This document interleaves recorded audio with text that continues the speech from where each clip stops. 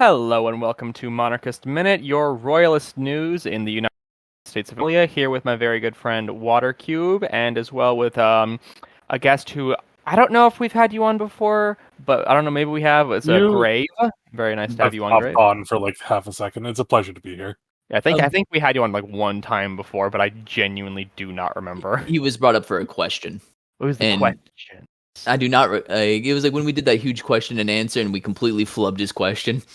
That happens to the best of us. Yeah. But anyways, how is everyone doing tonight on this wonderful Saturday night? Pretty good, pretty good. Played through some WarioWare. Oh, that game is wild. I'm currently yelling at I my think you mean it's congressional office. wow. I'm So, sorry. I'm I'm having sorry. a great time. Big ups, big ups to a good weekend. Yeah. I want to play more Wario Land. That thing's an addiction. Great, we got to complete that game, Mike. Yeah, I know Within the month. it reaches into your little zoomer neurons and fires them at Mach 10. This is. It has the right aesthetics. If you have the right aesthetics, you can capture the hearts of many men. This is This- true. This is why the Little Dark Age edit failed at being a part of the conservative, like the neo-conservative revolution or reactionary movement. I don't know who is a little. Neoconservative revolution? I don't know. I'm trying. I forgot neocons were already a thing. I was trying to think of like the youngins that were getting into politics on the very right wing. All I can remember is Rishi Sunak fucking releasing a little Dark Age evidence of the British military. Now that was the height of that. It has been internalized. You aren't recognizing it as such. It's more that I feel as if it never fully captured aesthetics properly. The edit as a whole did, but the Little Dark Age edit became beyond parody because it was just so overdone. But it's an empty cup. It can be used for anything that's like vaguely nostalgia bait, essentially. Like, oh, look at the good times before, and it's like, oh, the little Dark Age, and then it switches over. Like, little Dark Age could be used for anything. You're right when you're right. You're right. It is schlock, but it's an empty cup of schlock.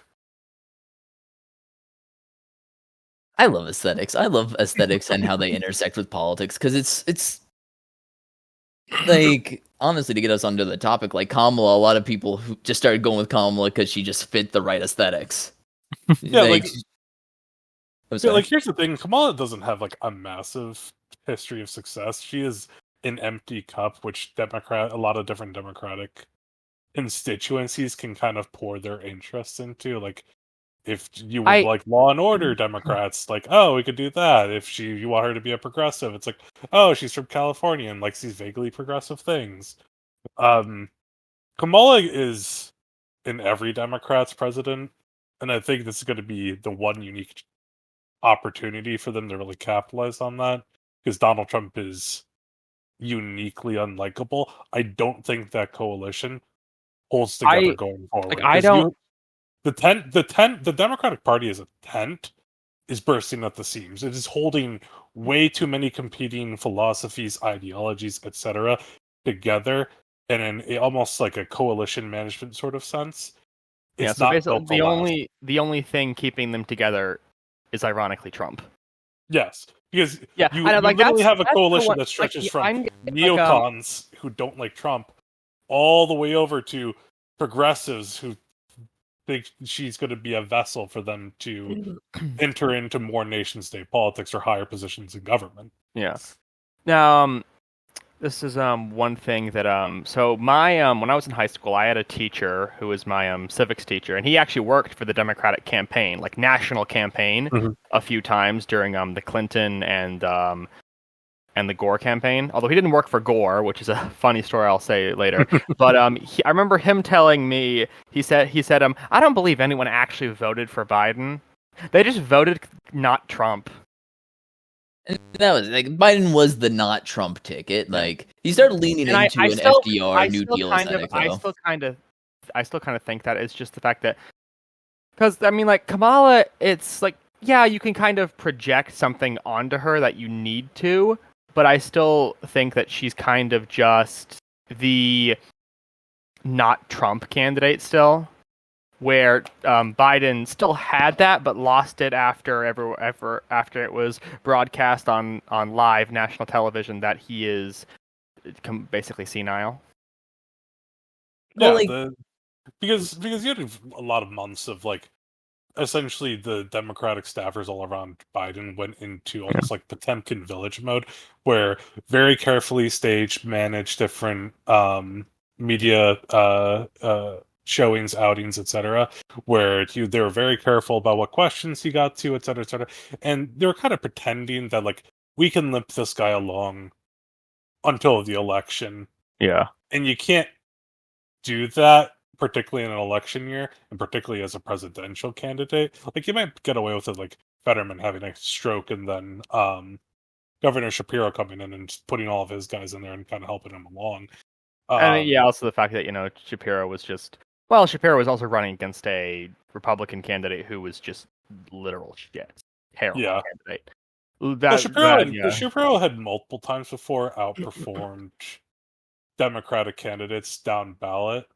Oh, I think he's a uniquely popular. Yeah, I'm not saying that that was the only reason he won, but yeah. like it was one of the reasons why he was able to do so well was because his opponent was just a terrible candidate. But you're not going to get the point being, you're not going to be able to get away with it in a Hmm. presidential. Like at some point, Yeah. Biden's going to have to go out there. It's going to be unscripted, and he's going to have to show up and look like he's cognizant. And he showed up on the debate stage, and it was all downhill from there. Yeah. Not that people like one of the fascinating things, if you're listening to focus groups after that debate, people still didn't like Trump a lot of the times inside of that debate. Oh yeah. They were still going like he's abrasive, it's jarring, etc., etc. But then they listened to Biden and are like, "Oh Jesus Christ, what is this guy doing here? Still, Yeah. he doesn't sound cognizant." Yeah. And that's when kind of the DNC leadership came along and said, "Yeah, it's time to go." Yeah. like the one thing though, I want to get back to Kamala a little bit is that some of her policies seem like actually good policies. She seems to be playing on the fears around BlackRock and so on in relation to the housing crisis, with a lot of those being bought up by a lot of individual housing being bought up by private equity firms and stuff like that, like You know that BlackRock. that's something I find interesting though, and I wish they would actually put that on their website.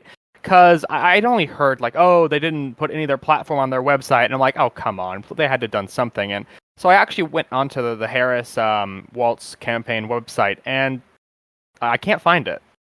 Like, I literally cannot find where the platform is, like on the website. Like, there's nothing. There's the Meet Kamala Harris, Meet Tim Waltz, Take Action, Events in Store, but there's nothing about the platform. And I decided like, okay, well, I went to the Trump Vance website, and of course Trump, the very first tab is platform, and he has the first 20 mapped out, and he even says, and even you can read more about the platform, and you can go and check their entire platform. And like I'm not really gonna read that obviously Did he cut out? because I don't. Did I cut out? Yeah, he cut off for a second. Oh dang! Where did I leave off? No, just for a second, you're good. Yeah, Okay, no, I know I've been having mic problems recently for some reason. I don't know what the heck's going on. But one thing is the fact that I can't find where the platform actually is for the for the Harris Waltz campaign, but the Trump Vance campaign has it on their first tab. I feel as if to some degree, like, since like the Biden flub was somewhat unexpected by like the DNC higher ups, they probably don't even have one fully together yet that they want to present without alienating any groups that might be a part of their base. Because Yeah, again, that projection element like is heavy here, where if they put out a platform with their official positions, you risk alienating the people that you've been rallying. It's a little bit of that. Also, just staffers have been running wild. I have a friend that's higher up, that used to be higher up in kind of the DNC party apparatus. He'd put together like different slates of electors and such, for example, during the caucuses. And my understanding essentially is that staff have been on overtime, essentially shifting the entire gears of the campaign for Kamala. In particular, there's a lot of different rotations right now, higher in the higher up portions of Kamala's campaign, because she's booting out a bunch of Biden people, and she's bringing in a lot of Obama campaign staffers from before. Yeah. Were they're the Biden shifting staffers gears. just incompetent or like just not trustworthy? Like, what's going on with that? If you know. My understanding of it is that they're overly loyal. It's a little bit of an insular thing where a lot of them have been around Biden for 30 ever since he started being in the Senate. So what, 30 some odd years? So these are people that are very loyal. That's just more than My 30 years. understanding is that it's a very insular kind of house, and that's kind of the primary issues that was around with that. That is Okay. particularly if you're going to have a fresh candidate and everything on the slate, there's gonna be turnover as they bring in their own people. That's just part Oh, of the yeah, of course. process. Okay.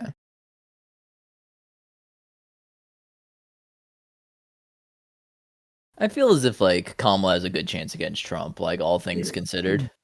Oh, yeah, Like, absolutely. I feel as if both the Vance election and just Trump seems a little bit less energiful now. Like he doesn't have as like much as the pep in his step that he had 2020 or 2016. Oh yeah, Trump's got to be kicking himself because the other person that I think would have balanced this ticket out in a really good way would have probably been Doug Burgum. I think would have been a really I solid. wanted Ooh. Burgum so Yeah. bad. I was like, oh, Yep. he's gonna choose Burgum. I'm like, he's gotta choose Burgum. He could not choose Burgum. Burgum is like he's the quiet guy from the Dakotas, and he's still Yes. pretty darn good on policy. And I'm like, the entire time I'm like, oh, he's gonna choose Burgum. He can't not choose Burgum. If he doesn't choose Burgum, maybe he'll choose like, well, he's gotta choose Youngkin. He can't not choose. I was like, Vance, please. He's not gonna choose Vance. And then he chose Vance. And then Don Jr., I swear, Elon Musk. I swear. Everybody comes to call him. When that happened, I kid you not, when that happened, I was so fucking pissed. Like genuinely, I texted the freaking head of my county's GOP, and I said, "This is why did he choose Vance? This is a terrible pick. Burgum was so much better." Big ups to the PayPal mafia. Like big ups. Oh, Clemens, I think you're echoing a bit.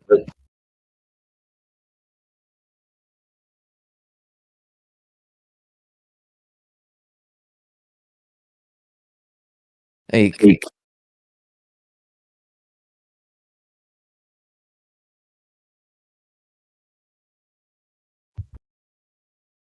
Well, it's an interesting thing where I think the Trump portion of that ticket, I think the future that a lot of those conservatives have in mind. There's a little bit of a battle inside and think internally for Republicans is a question of do we return to I think a more traditional Republican mindset, or are we interested in sort of this weird sort of Silicon Valley sort of tech bro-ish, more futuristic sort of neoconservative, I would almost, yeah. Like the whole Musk switch from being like center left to right wing, like kind of led to a broad sweep among the like tech bro types. I noticed this on Biz, actually, the Biz board of 4chan over the years, because I kept checking in on there to watch the GME thread melt. And there's been they went from being fairly, like, as political as you'd expect a board of 4chan to be, to being fairly political, thinking that Trump would save their investments. Because he would bring them to tech bro utopia with, like, Peter Thiel and the Musk types. Yeah. Like, the fact that NRX is close to the mainstream is something that just bothers me. That doesn't set me right. Techno capital should not be that close to power. Mm-hmm. Yeah. I believe in the nation state. So true. I have faith in the nation state. Not faith. I believe in it. I know it is real. It It is the idealist made material. Hegel Bros. Hegel Bros were so back. We will have a real American idealism by the year 2025. But here's what I think the Republican. I'm almost guaranteeing Josh Hawley is going to go for 2028. Is going to be the next guy they're going to bring up to the batting pit. Who is that again? I'm not familiar with That's who's the senator from Missouri. That's the Missouri guy. Yeah, he's technically now he's the senior senator from Missouri. Yep. Okay. Yeah. Like, where does he kind of lay on the spectrum? Is he just kind of a normal? So he's another one that's backed by Teal. He's like a God. JD Vance is kind of the dork to Hawley's like actually being kind of more put together. Is how I want to put it. No, I think that's accurate though. Hawley represents. Okay, I'm just I don't really know anything about like most of this great my I'm brain farting again. I don't know a whole lot about the PayPal mafia and stuff like that. Like I don't really know anything. To be honest, don't know anything about it. But I do know that Hawley is like, because I've seen a lot of videos from him in the Senate, and I've seen him being interviewed by specifically like, mostly Fox News, because my dad has it on whenever I walk downstairs half the time. So I see him, and he's much better at actually talking things out and putting things together than he is than it compared to Vance is. And he also has a little bit more of experience, because I think he was actually in the state politics of Missouri. Yeah, he was, because he was in state politics of Missouri. He's been around for a little bit more. Yeah, so he actually, has more experience with this stuff. In particular, the thing that Hawley is doing that I'd pay attention to is he's flirting with labor quite a bit. Yeah, that was one thing. Well, he's been doing that for at least a while though. Actually, like he's been like he was casually flirting with him. Like I think when he first ran for the Senate back in 2018, right? Yeah, 2018. Yeah, when he first ran 2018, he was always flirting with labor, and that's something that he's been doing for a while. I think he does like kind of land more on like that more of the more populistic. Does not like public sector unions. Private unions are more okay to him. I mean, public sector unions, there's some problems with them. The way I see it, though, I'm saying that as someone who is actually like, I mean, I live in North Carolina, it's a right to work state. But from what I've seen and actually heard from people from other states who actually had to deal with public sector unions, it's not exactly really good. And I've talked with like some friends of mine who are Canadian, so different country, but still kind of the same when it comes to public sector unions. And I was talking with him about it, and he said how he had moved away from before he was always really anti-union. Now he's more like, you know what? Private unions are good, but I still hate those public sector unions because they won't shut up. No, that's very interesting. That's a very interesting thing. The thing is, like, because he's coming from it, because he's very much a center right, like he describes himself like a center right liberal conservative, but he's still very much pro. He's very much a capitalist, like a very pro economy, free market.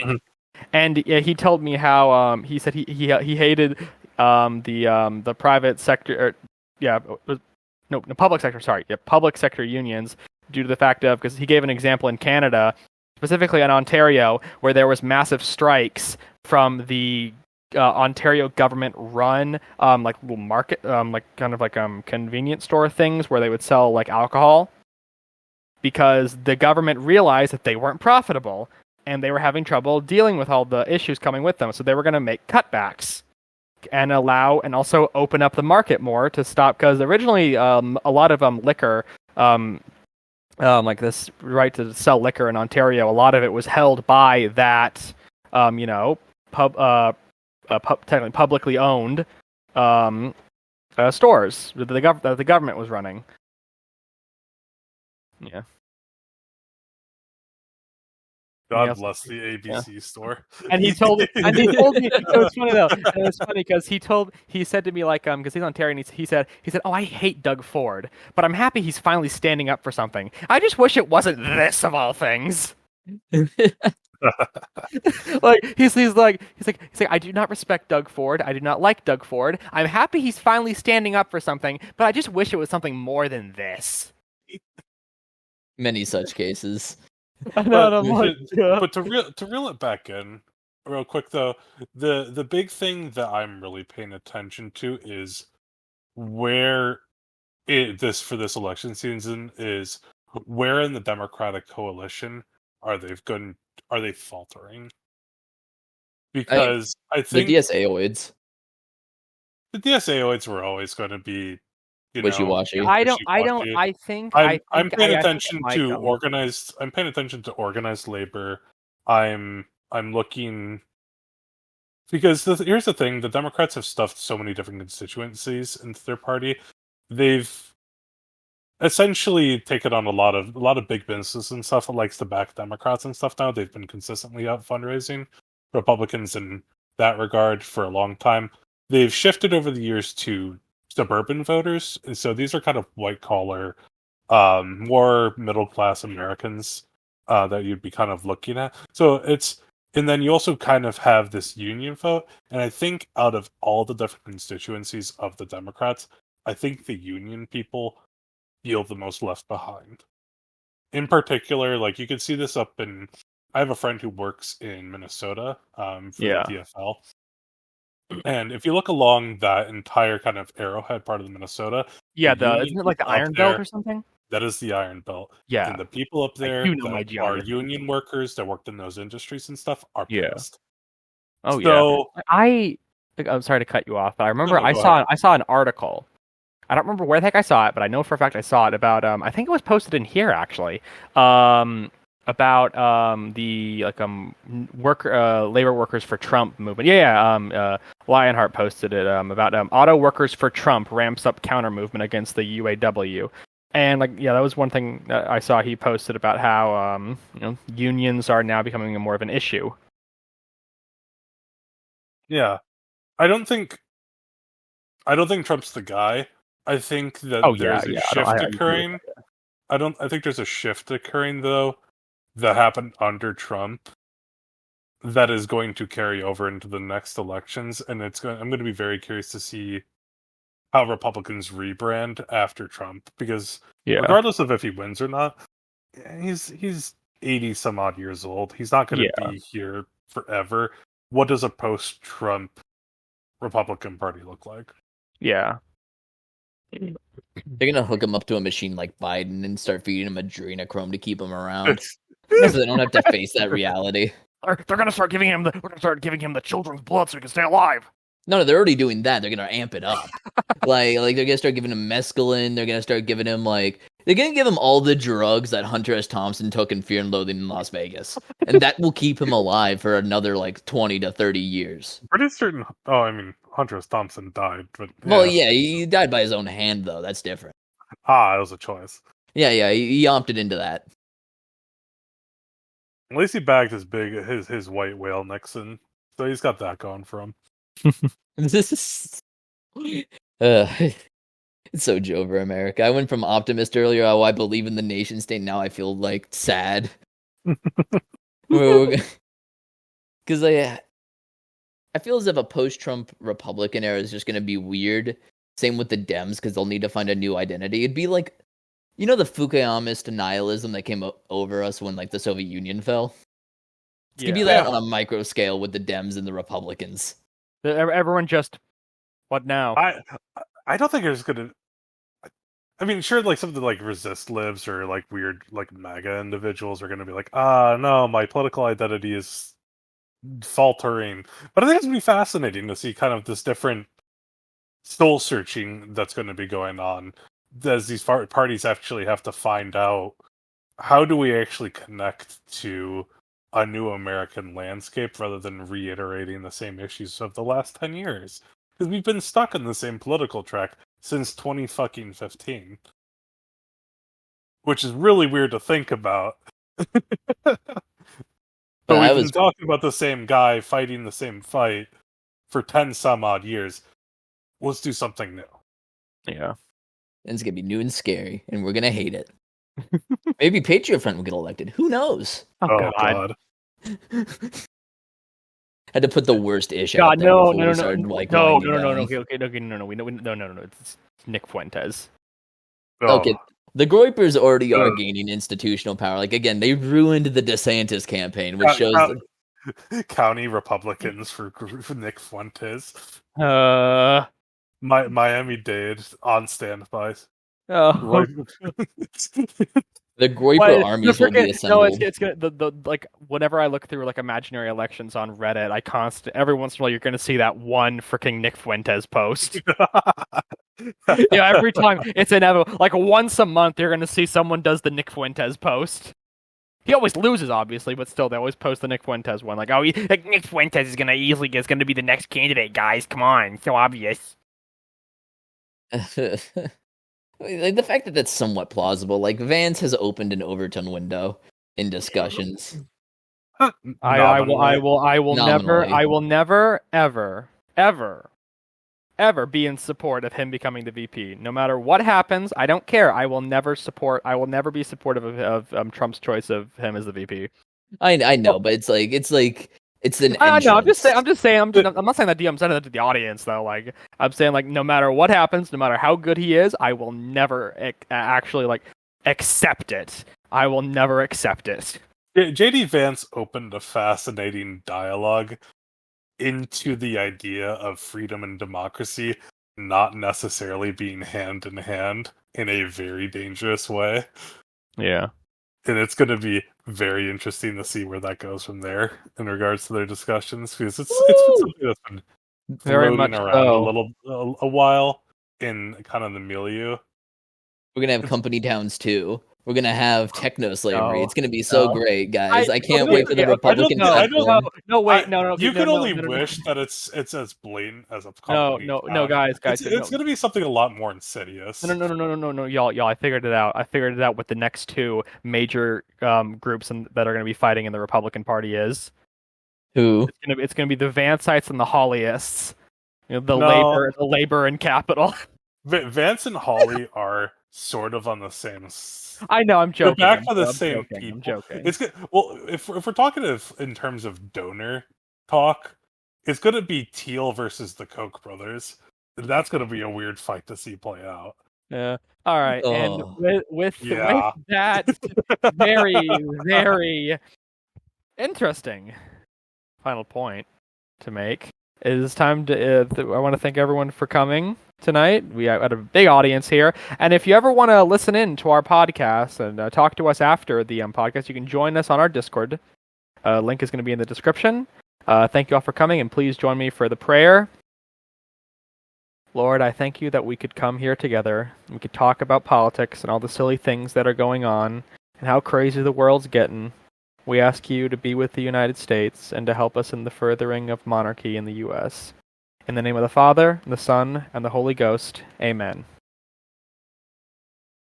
Thank you for coming, and we hope you have an absolutely wonderful day.